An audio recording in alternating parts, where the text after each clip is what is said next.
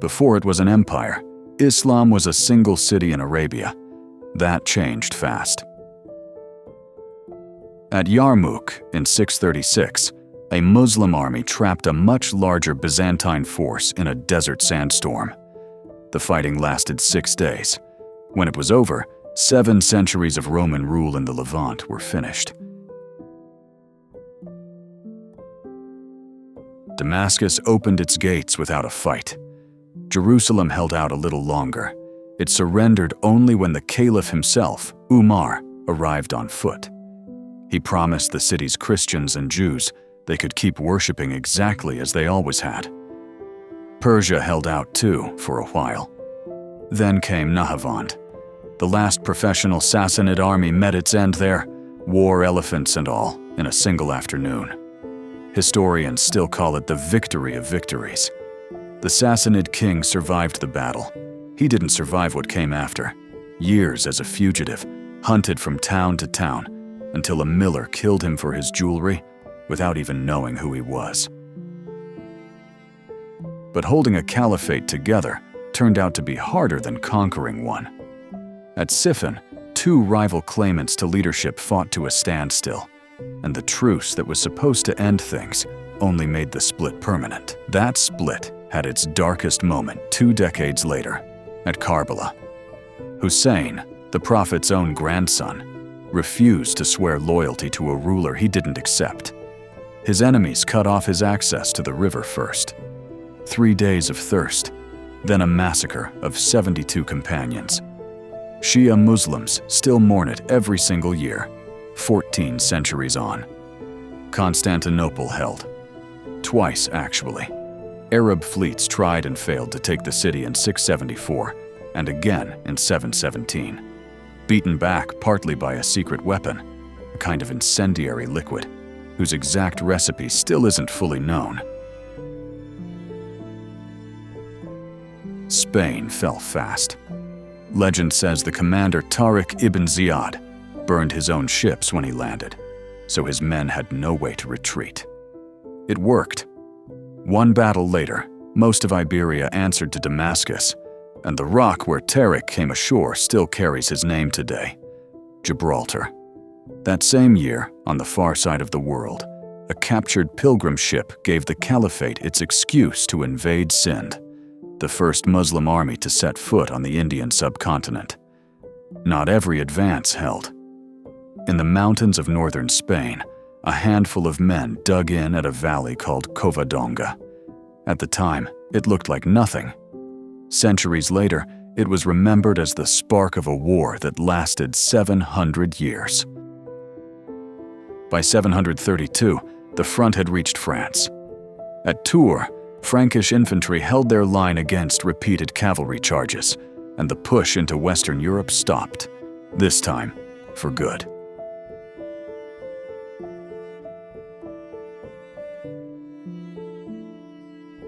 Two decades after that, on the opposite end of the map, a 5-day battle against Tang China secured Central Asia for Islam.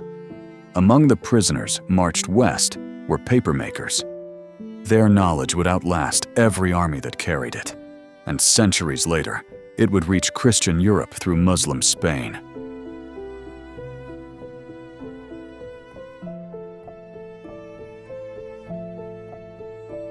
Not every conquest looked like a battle.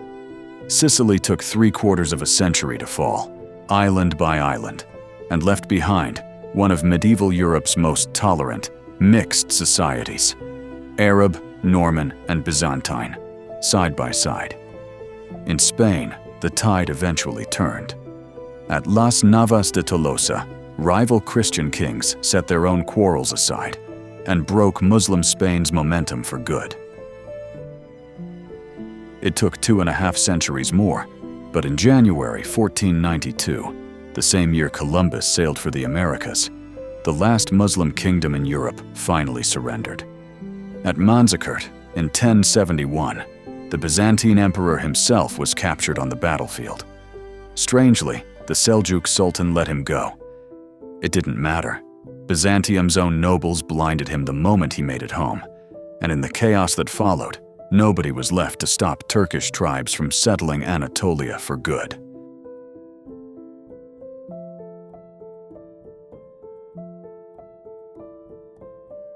A century later, Saladin trapped a Crusader army without water in the July heat at Hattin. Among what he captured that day was a relic Christendom valued more than almost anything else, a fragment believed to be the true cross. Its loss shocked Europe into launching the Third Crusade.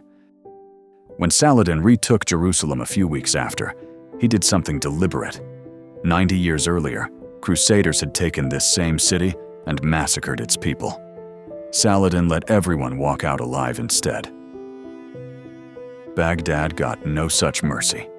When the Mongols took the city in 1258, they didn't stop at executing the last Abbasid caliph. They destroyed the House of Wisdom, one of the great libraries of the medieval world. So many books thrown into the Tigris, later chroniclers claimed, that the river ran black with ink for days.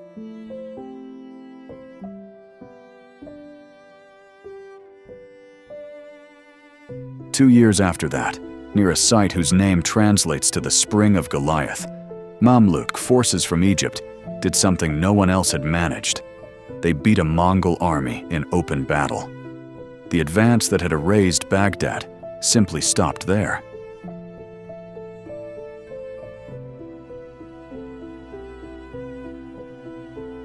Mahmud of Ghazni wasn't interested in ruling India.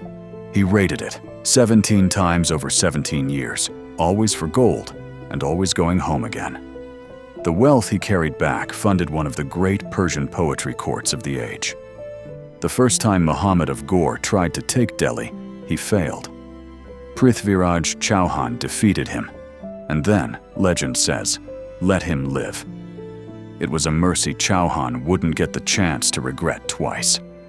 Ghor came back a year later, won, and had him executed. For the first time, North India answered to a Muslim ruler.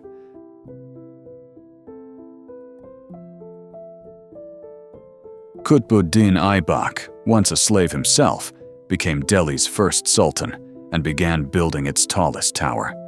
He never saw it finished. 4 years in, he died falling from his horse during a game of polo.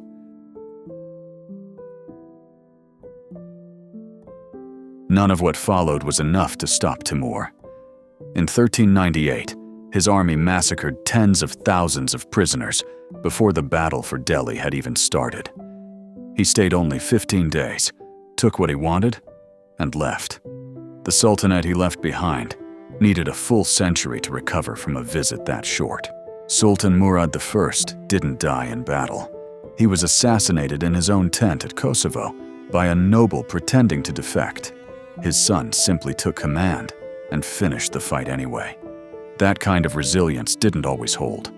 At Ankara, in 1402, the next sultan was captured by Timur and, according to later chroniclers, paraded in a cage. He died in captivity. His sons spent the next decade fighting each other over what was left of the empire. It survived anyway. In 1453, Mehmed II brought a cannon so enormous that its own designer, a Hungarian engineer, had first offered it to the Byzantines, who couldn't afford him. 53 days later, Constantinople fell, and 1,000 years of Byzantine rule ended with it. The Ottomans kept winning. Their guns crushed Safavid cavalry at Chaldiran and shattered something else along with it: the Shah's reputation as untouchable, a myth his own followers had believed completely. A few years later, Ottoman firearms overwhelmed Mamluk cavalry outside Cairo, and with Egypt came custodianship of Mecca and Medina themselves. Hungary went the same way. Its young king drowned fleeing the field at Mohacs, and by nightfall, most of his kingdom answered to Suleiman. Vienna very nearly followed. The city's defenders were reportedly down to their last supplies when an early winter forced the siege to lift. Ottoman naval power peaked and ended in a single afternoon at Lepanto. Among the wounded on the other side was a young Spanish soldier named Miguel de Cervantes, who lost the use of his hand and later wrote one of the most famous novels ever published. One more siege of Vienna remained. In 1683, with the city down to its final defenses, a Polish king led what's still considered history's largest cavalry charge to break the siege. Historians mark it as the high point the empire never quite reached again. At Panipat, in 1526, Babur was outnumbered roughly 4-1. What he had that Ibrahim Lodi's war elephants didn't was field artillery, chained cannon behind cart barricades, one of the first real uses of gunpowder warfare in India. Lodi died on the field. 3 centuries of the Delhi Sultanate ended with him.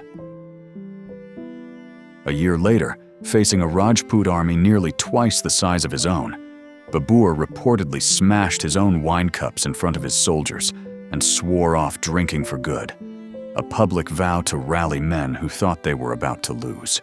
It worked. Babur's grandson Akbar was barely a teenager when Delhi briefly fell to a rival, and his regent had to win it back at a second battle on the very same field. Luck played its part. The rival commander, a Hindu general who'd already crowned himself king, was struck through the eye by a stray arrow at exactly the wrong moment. Rana Pratap never surrendered at all. At Haldigati, he fought Akbar's army to a standstill and escaped on his horse, Chetak, who died of his wounds soon after. Pratap spent the rest of his life resisting from the hills instead of accepting Mughal rule. In Rajasthan today, he isn't remembered for losing that battle. He's remembered for refusing to.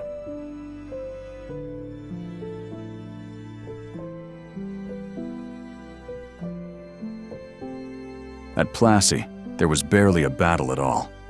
Robert Clive had already bribed the opposing commander with the promise of a throne, so when the fighting started, most of the defending army simply didn't move. Bengal changed hands in an afternoon. British rule in India effectively began that day. A few years later, at Panipat, Ahmad Shah Durrani crushed Maratha power in one of the bloodiest single days of the century, and then took his plunder home to Afghanistan instead of staying to rule. Between those 2 battles, no Indian power was left strong enough to stop what came next. In Mysore, decades later, Tipu Sultan died defending a breach in his own fort wall rather than flee. He'd pioneered iron war rockets against British troops years earlier. Afghanistan proved harder to hold than anyone expected. A 16,000-strong British force retreating from Kabul through the snow lost every soldier but one.